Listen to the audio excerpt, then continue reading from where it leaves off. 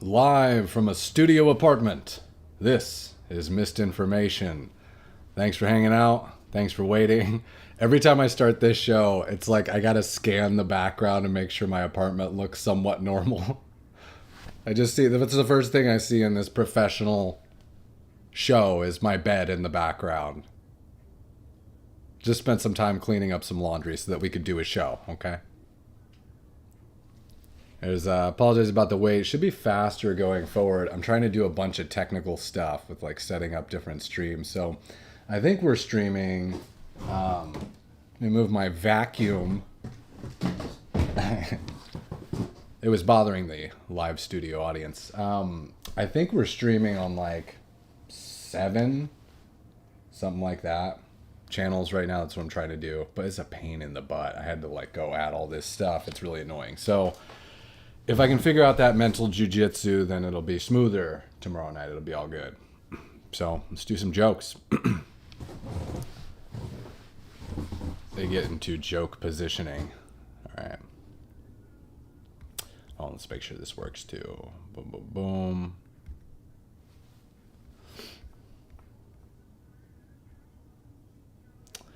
Well, today is St. Patrick's Day. Yeah. Or as Kamala calls it, Tuesday. So close to that button. I'm a little drunk right now. My apologies. It's always Super Tuesday when you're Kamala. Yeah. Well, Trump says Gavin Newsom can't be president because he's mentally disabled. Yeah, it was a rough one. Yeah, Gavin Newsom responded. He said, hey, there's no reason why blacks can't be president. They weren't too happy about that comment. Did not take kindly to it. Well, a new CNN poll shows 89% approve of Trump's handling of Iran. Yeah. And the other 11% work for CNN. Yeah. Just to clarify, some misinformation right out of the gate there. I realized this right as it was going on because I'm scanning the news headlines, really quick during the day. So I saw that poll, which is, I think this is a screenshot here. Did not realize that was MAGA GOP specific. Okay? So 89% of Americans, I think there is high approval rating actually for Trump's handling of Iran.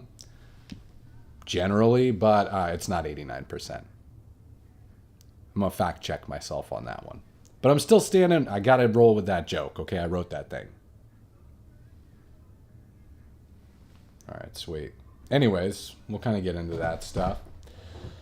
So before we get into Iran, we got some big news tonight. So we got California fraud is happening. Nick Shirley is exposing it. We're going to get into that in a second.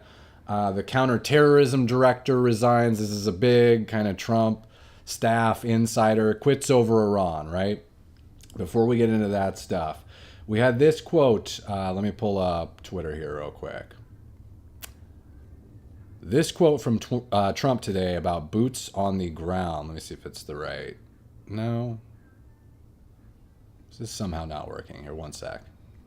Properties, blah, blah, blah. Let's go. Should be this. Okay. We'll see how this works tonight. Sometimes it cuts in and out. But in any case.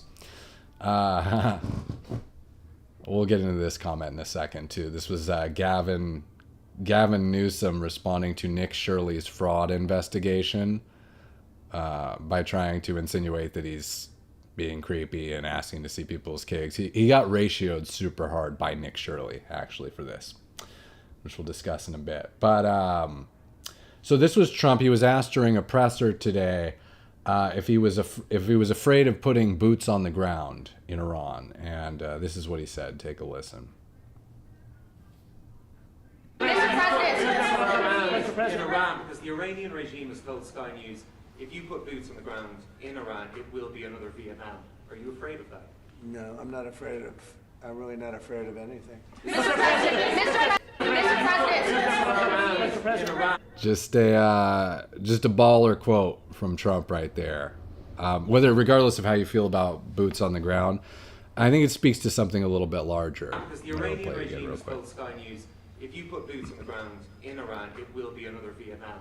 Are you afraid of that? No, I'm really not afraid of anything. Mr. President, Mr. President. So, first of all, I don't think he's being literal, and I don't think this is confirmation that we are going to or aren't going to put boots on the ground in Iran. Actually, I think that's probably the last thing that Trump wants to do in this situation. He seems like, from all accounts, he wants to get the war, which is he's now referring to as just an action, like a military action in Iran. Seems like he wants to get this over and done with as quickly as possible, right?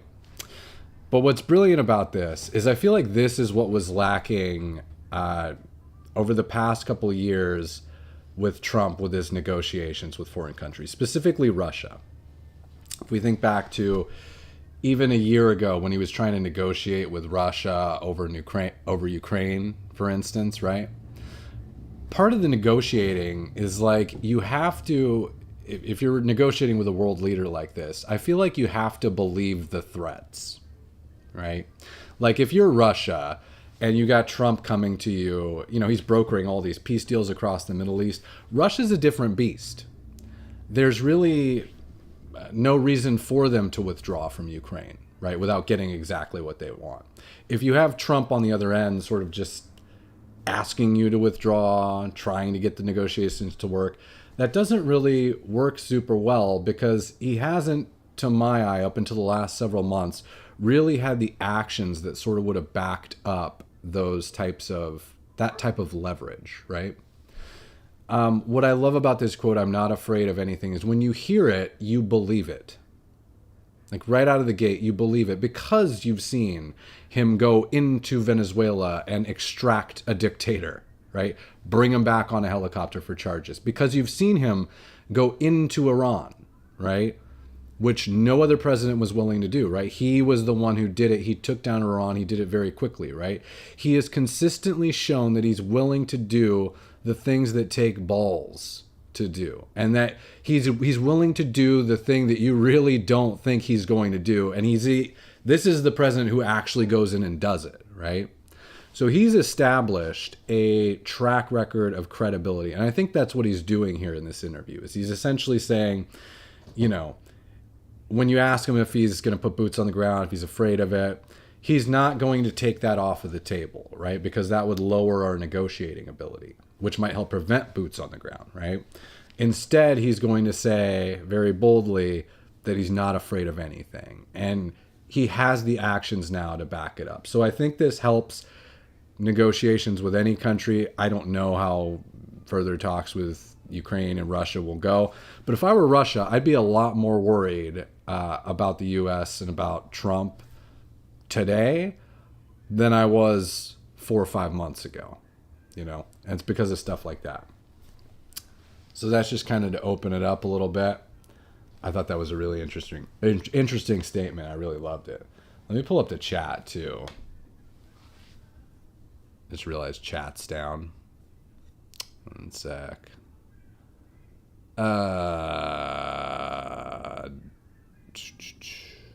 I hope we're live on places, by the way. All that technical stuff might have just broken things. I think we're live, though. Yeah. I see somebody. Okay, hold on one sec. This might break things momentarily. Let's do that. Are we on TikTok? Probably.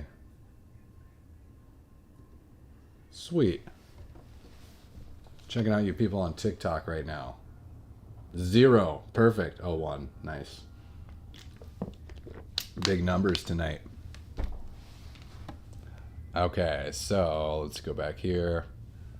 How's it going, by the way, everyone? All right, so let's go back. Let's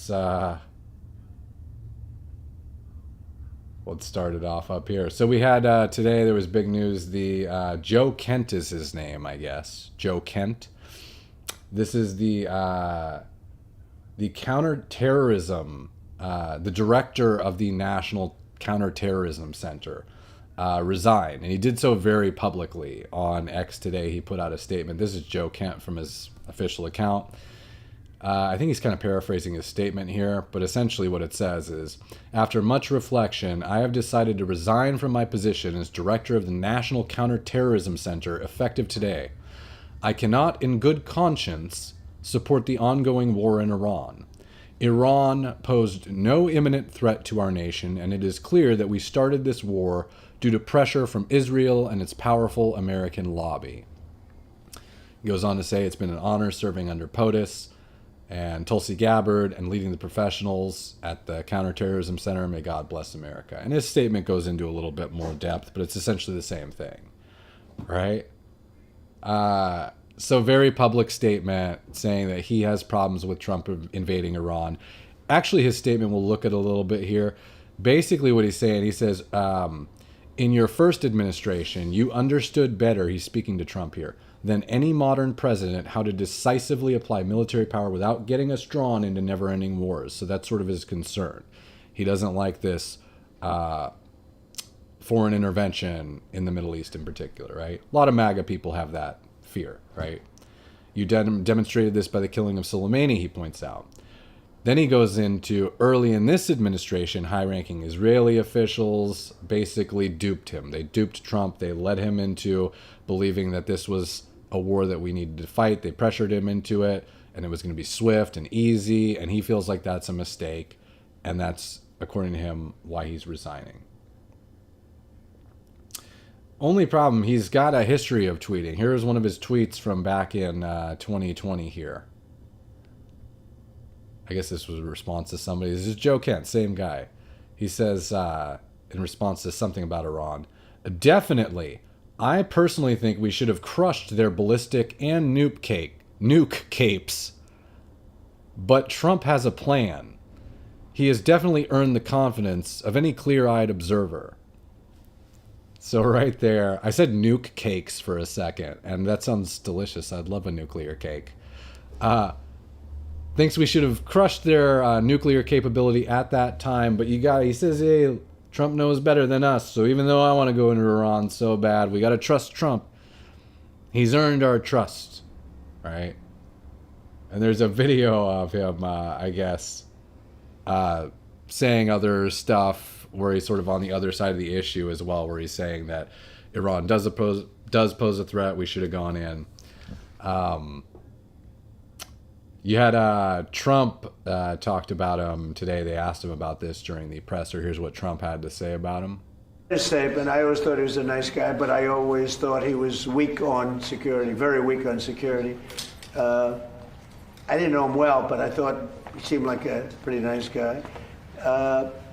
But when I read his statement, I realized that it's a good thing that he's out, because he said that Iran was not a threat. Iran was a threat. Every country realized what a threat Iran was. The question is whether or not they wanted to do something about it. And many people, many of the greatest military scholars are saying for years that presidents should have taken out Iran because they wanted a nuclear weapon.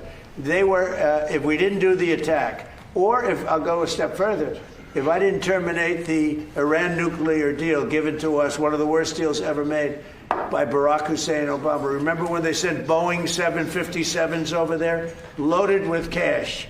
Hundreds of millions of dollars. You would have been... I mean, I'll cut it off here, but I agree totally with him in the first part of the statement, which is this guy, Joe Kent, dismisses Iran as not being a threat at all. I mean, you can disagree with the action, but I wouldn't ever go as far as to say that Iran wasn't a threat. It was pretty clear they were a threat, right? They were attempting to build a nuclear program. They were chanting death to America. That's a threat. If I walk down the street and some dude's like, death to Travis, I'm like, I'm going to consider that a threat.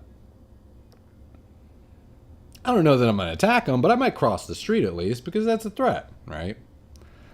So, and as Trump points out, they were a threat to everyone. What's the first thing that happened when we invaded them is they launched missiles at all of these surrounding neighboring countries. So if you wanted confirmation of whether or not Iran was a threat, you just look at their reaction when they were attacked. They just started shooting everyone. It's a pretty big threat, right? So that's what you're sort of seeing in the MAGA community, I guess you'd call it right now, the MAGA movement. So there's a lot of people, they're sort of split on this, right? Where some people really support the war in Iran and some people are really, really hesitant about it. This is a person who I believe was MAGA, at least somewhat, or supported Trump in the past and doesn't on this for some reason, wants the public to know it, right? And that's the CNN poll we were referring to earlier. So this was, I guess, a poll that they did of MAGA GOP on their thoughts on U.S. military action in Iran. A staggering 89% of the GOP allegedly approves of Trump's military action in Iran. I have a feeling that has to do with how efficient it's been so far.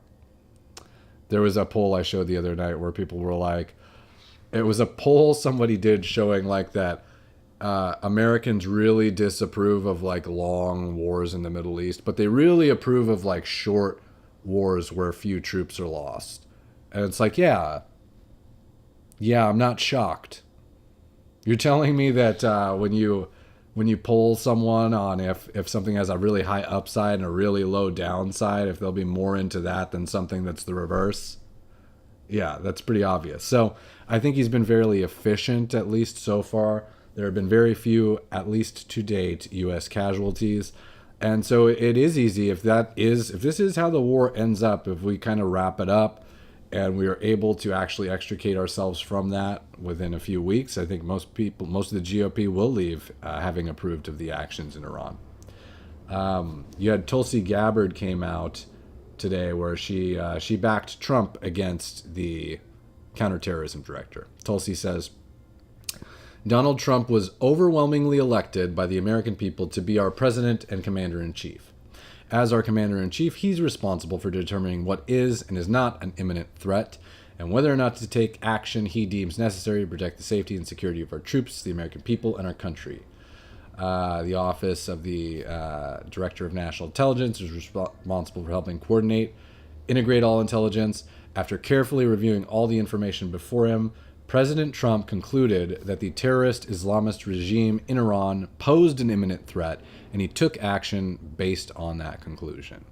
And whether they were an imminent threat today or a few years down the line, they were obviously a threat. Now, you could argue, well, there's a lot of threats. What are we supposed to do? Take action on all these? I mean, it's arguable, but this, to say that it wasn't a threat is pretty hard to argue. You can argue other reasons to not go in other than that. So Tulsi comes out behind him. But yeah, most of the GOP supports the action as long as it's quick and efficient. They'll kind of get behind it. This was related. This was someone pointing out online just about the efficiency. Emma Vigeland? I don't know how to pronounce her name. I think she's a Democrat maybe. Or at least she has a lot of liberal tweets I see sometimes, I think. But she says, normal graphic on the front page of the New York Times today. This was the graphic just showing all of the killed leaders. And then other is the category of the alive ones. Which is about how efficient we've been so far in Iran. You know, one of the kind of, I think, startling discoveries for maybe leftists during this invasion has been that Americans really seem to support fast and successful military actions that make us look badass. They can really get behind that. So that's all we've seen so far. Also related, this is somebody talking about the Iran situation. I'll just show some memes for a second. He says, somehow they're all connected. You got Hamas, Strait of Hormuz, and homos. This is in reference to the gay Ayatollah story from yesterday, which I've already said I think is false. Probably made up. Still funny. We can all laugh at it, even though it's fan fiction, most likely. This was another story coming out of Iran today. So apparently we killed another really important leader. This was... Let me pull it up here. His name is Ali Larijani. Okay. This is actually him here. There's the guy there. Apparently, he was a key regime figure and former parliamentary speaker, so a pretty big figure in Iran. And people were saying he was kind of the guy that was interim sort of directing stuff in between Ayatollahs. Of course, the first was killed. We don't know what's happened to his son, if he's dead already or if he's in a hospital recovering somewhere. I haven't heard from him, right? So this guy, this was just, I think 4 days ago on March 12th. He says, he had a tweet. He says, Trump says he is looking for a speedy victory. While starting a war is easy, it cannot be won with a few tweets. We will not relent until making you sorry for this grave miscalculation. And then Will Chamberlain says, update, he's dead. Which is, if there's one thing we've learned, you probably shouldn't tweet from the war. Could make your location known. ChatGPT was just eyeballing him. I think it's Claude right now, actually. But in any case, I guess we did an airstrike just last night, took him out. So he's gone. Pretty big move. This made me feel better about the strike. This was a quote from him also. Here's a recent quote from Larijani. He said, Trump has said we can take apart Iran's electricity capacity within 1 hour, but we have not done it. He says, well, if they did do that, the whole region will go dark in less than half an hour, and darkness provides ample opportunity to hunt down U.S. servicemen running for safety. Bye, bitch. Happy to see you go. I'm glad I got the context, you know. It just makes me feel a little bit better. So, I think that's the update on Iran for tonight. That's mostly what we're hearing from Iran. The other big story, which we'll get into now. So Nick Shirley is doing a little bit more reporting. Of course, you guys know Nick Shirley. He did he broke the Somali fraud in Minnesota story, really. Using somebody was trying to make fun of him online today. Let me see if I can pull it up. Somebody was saying, I think I have it here. Y'all, Nick Shirley has done it again, they say. Let me make this a little bit bigger. He showed up to a bunch of places, baselessly accused people of fraud, then cited records, and Nick comes and he says, anyways, this is the classic Nick Shirley formula, right? Nick responds, he defends himself here. And I jump in and say, the classic Nick Shirley formula appears to be walking places and knocking, which apparently no other journalists have thought of up until now. That's what I think I love most about the whole Nick Shirley phenomenon, the story, is that he literally just finds places that look suspicious and he actually gets his ass up and goes to them. And I feel like either if you weren't a lazy journalist or you weren't somehow covering for your leftist administrations, you would probably get up and go investigate it too. He's not doing all that much. He's literally going over to these places and knocking on some doors and saying, hey, can I talk to you? And they're running away, right? Like this isn't the craziest idea in the world. This is basic journalism that no one was willing to do. And the second somebody does it, they're like, oh, well, this must be incorrect. You know, we don't have confirmation of every case he's pointing out yet, but the things he points out really do look suspicious. So he's in California now. This is the big news story. And he's looking into California hospice fraud. This is what is identified as the big epicenter of fraud in California. In Minnesota, it was like the Somali daycares. I think he looked into those a little bit in California, but he's mostly focusing on these fake, what he's alleging are fake hospice services now, okay? Which are, he'll find, same thing as he did with the Somali fraud cases, he'll find like 38 hospices all in one dilapidated building in downtown Los Angeles. They'll go knock on the doors, people drive away in Bentleys, right? So this is him explaining how hospice fraud works. I think this is a good place to start. So he says it right here. Credit to Nick Shirley, by the way. Love what he's doing. He says, this is how the hospice fraud works. Get a small office in LA. Collect Medicare beneficiary numbers. Enroll people into hospice. Bill the government for millions. So not a complicated formula. He says if you get caught or anyone starts getting suspicious, these people just pack up and walk away with millions, is what he says here, okay? Let me find a good...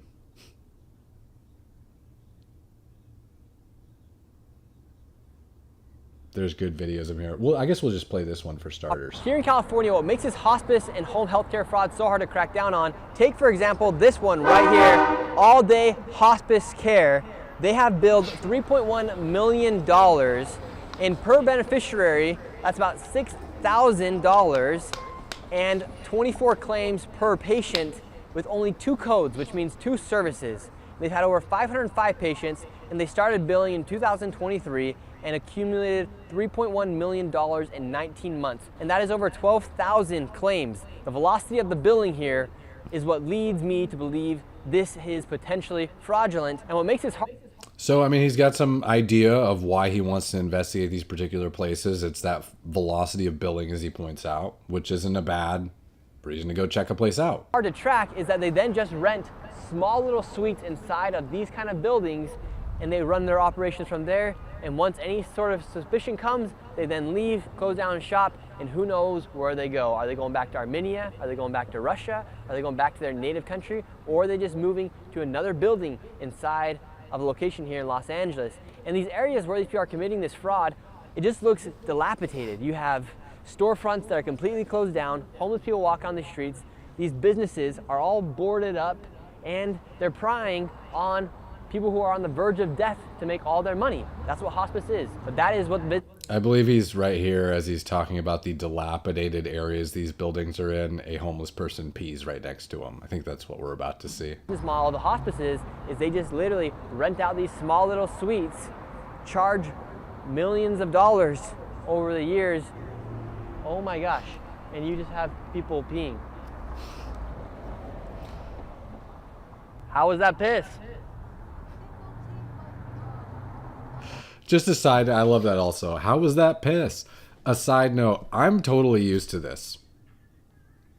I'm like immune to it. I see this every day. This is totally normal for me. So I live in downtown San Diego, which sounds great. San Diego is awesome. But if you've ever visited the downtown, it's almost like, I like to tell people it's like a little mini San Francisco.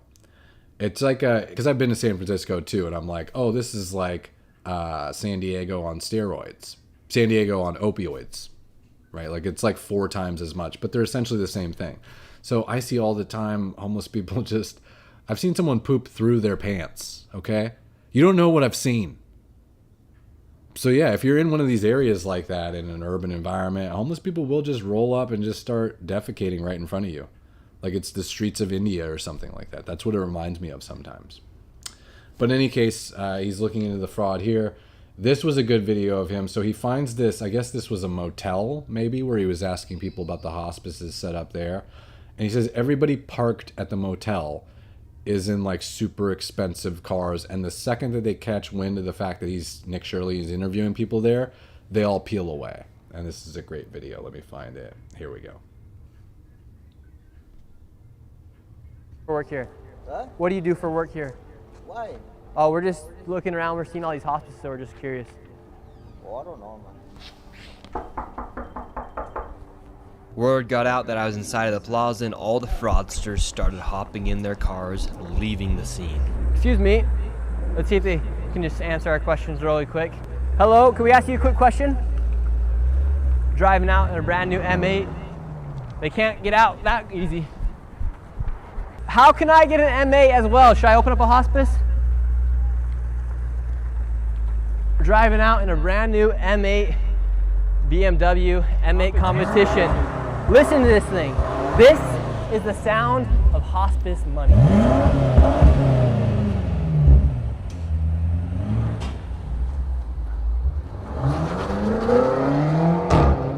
And this is the guy who said he's fat because of... That's that guy was trying to be a jerk, obviously, and just gave Nick Shirley like the best video of all time. Just revving his engine. It does look suspicious. I mean, why does everyone have the super nice cars in this place? Are you kidding me? Apparently these are all, it says here, Home Healthcare Incorporated. It's in a motel.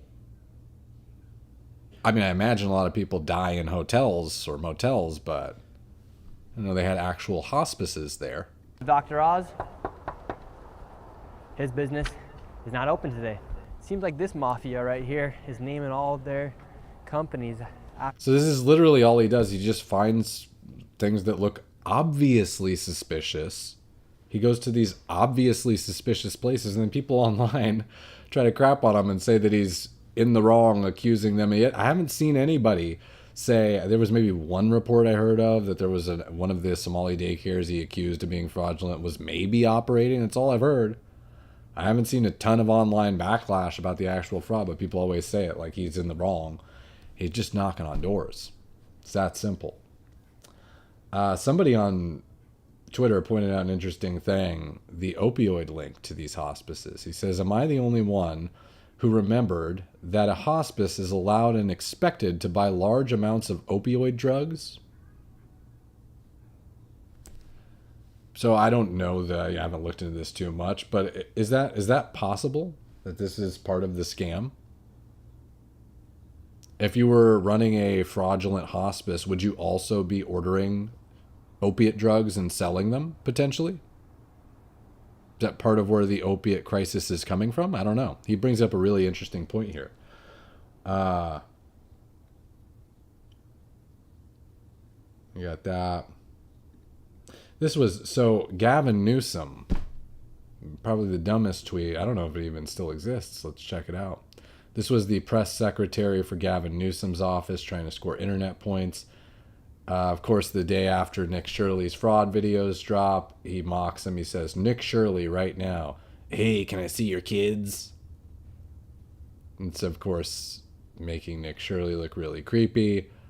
The point being that, yeah, they make him look like a pedophile almost, like he's got cameras and stuff like that. The point, obviously, being that his investigation is somehow fraudulent because he's, I don't know, rolling up to daycares or something, and maybe they're in the right. I think I have Nick Shirley's response here too. This was Nick Shirley. Possibly the biggest ratio in Twitter history. He says, you do realize I'm trying to help America eliminate fraud and waste, right? No need to try and make me look like the bad guy for exposing fraud. People are over it. Start working for the people and not against them. And at the time of this, his response had 143,000 likes versus just a little over 10,000 for the original Gavin Newsom press secretary tweet. So really dumb tweet from Gavin. And then this was Adam Carolla jumping into the mix.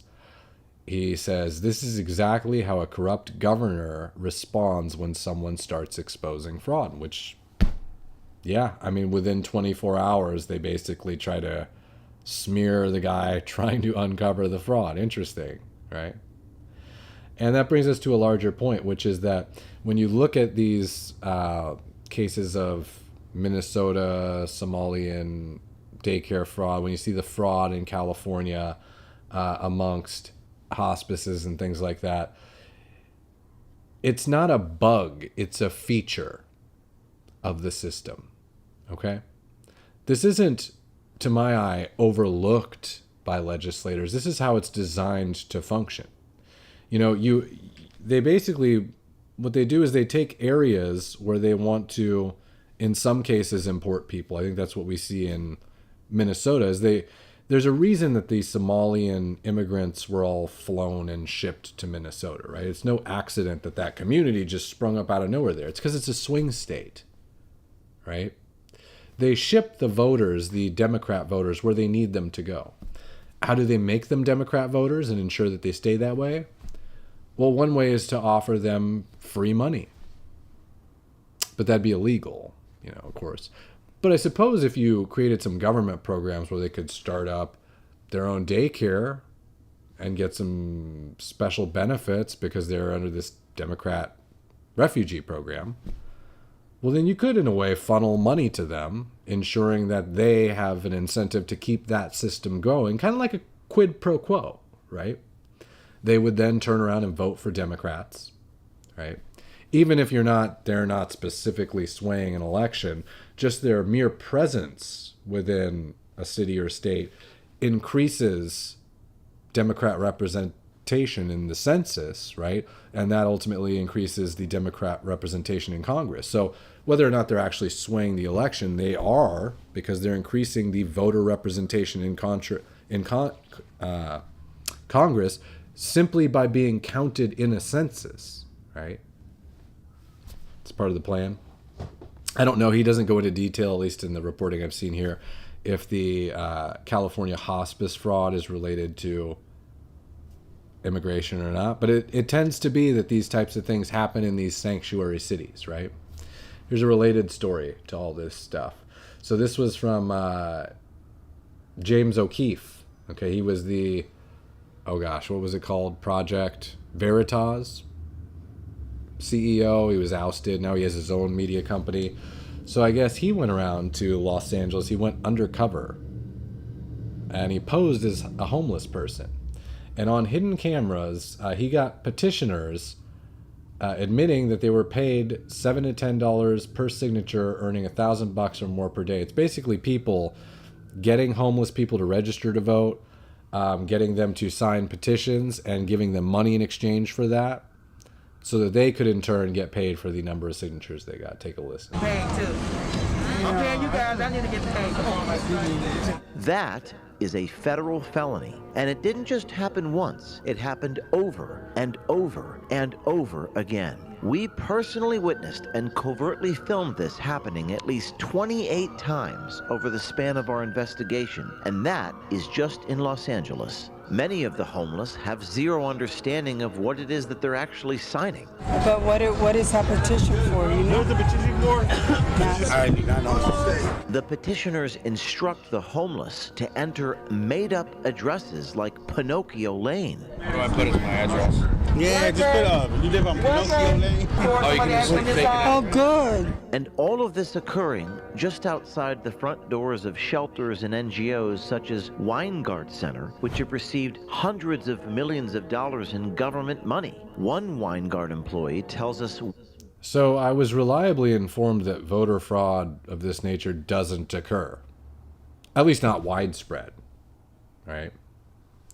And yet here you have him pointing out that just in a couple days of going undercover, he's able to see 28 instances of these people paying the homeless to vote or to sign petitions. They offered cash, cigarettes, marijuana even, to homeless people in exchange for signing voter registration forms and election petitions. They were telling them to write down fake addresses. How much does this increase your confidence that people were not ballot harvested back in 2020, right?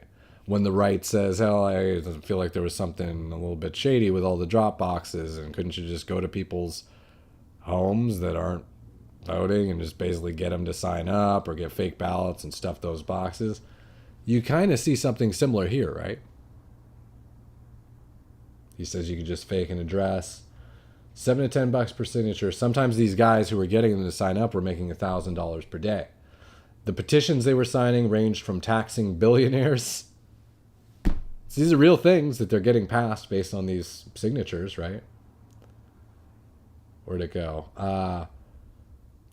To overturning LA's $30 minimum wage for hotel and airline workers. Oh, that's pretty sweet. Bet the homeless didn't care about that one bit. Some funded by major companies, including Uber, Delta, United Airlines. It's kind of what this is Uber for voting. They just door-dashed some votes from some homeless people. The investigation also implicated staff at the Weingart Center, which he just points out. They've received hundreds of millions of dollars in public money. So staff apparently may have been involved there. Employees are shown directing homeless residents straight to the petitioners under a tree across the street and coaching them on plausible deniability. A lot of times I have to say I didn't know, I had no idea the center's former CEO reportedly earned $432,000 before resigning. Interesting. So, and Governor Gavin Newsom came out immediately once he heard about this, demanded swift prosecution, because what else is he going to do? California's Secretary of State signaled action, so everybody's looking into it. But who knows how long this type of thing's been going on for. So some great reporting out of California, both the voter fraud as well as hospice fraud happening apparently in California, and perhaps those two things are always intertwined in some way. How we doing? What are people's thoughts? Let's do some jokes again. A few jokes. Then we'll probably wrap it up soon.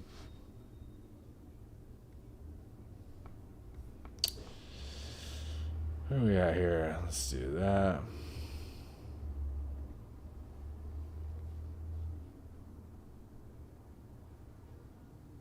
Well, today is St. Patrick's Day. Yeah, or as Kamala calls it, a Tuesday. Every day is a Super Tuesday when you're Kamala. Well, Trump says Gavin Newsom can't be president because he's mentally disabled. Gavin Newsom responded. He said, "Hey, there's no reason why blacks can't be president." The comment was not received well by the intended audience. Getting himself into some hot water again. He's just trying to fit in. Well, a new CNN poll shows 89% approve of Trump's handling of Iran. Yeah, the other 11% work for CNN. Not fans. Didn't even like their own poll. All right, what else we got tonight? Anything else? This was a cool clip. You guys remember the protest bomber from like a week ago? Things moving so rapidly. Let's go here. This is a video of, I haven't seen this video before. This just dropped today. It's one of the NYPD officers. One of the guys that Mamdani, you remember those officers that Mamdani was saying were, couldn't handle a snowball fight and he wasn't going to support him. This is one of those officers tackling the bomber and lacing into him a little bit. Kind of a fun video to watch. He got a great tackle, first of all. And then they have to tell him to stop hitting him, which, what else is he going to do? This guy has a bomb. I'd be trying to kill him. We'll take a listen to the video here. What is that? What is that? What is that? What is that?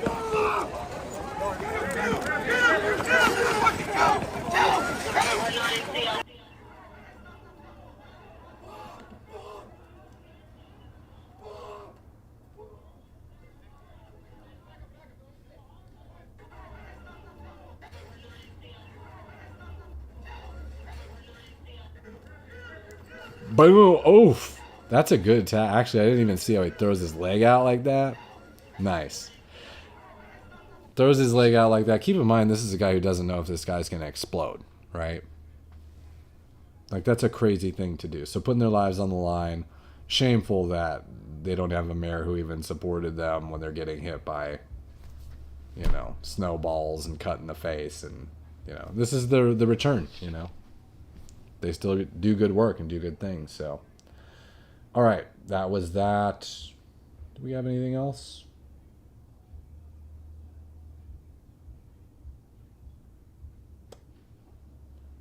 I think that's about it for tonight. If you're joining on TikTok or one of the other channels, I'm typically, I only do TikTok and like Facebook every couple of days, so I'm not here every night.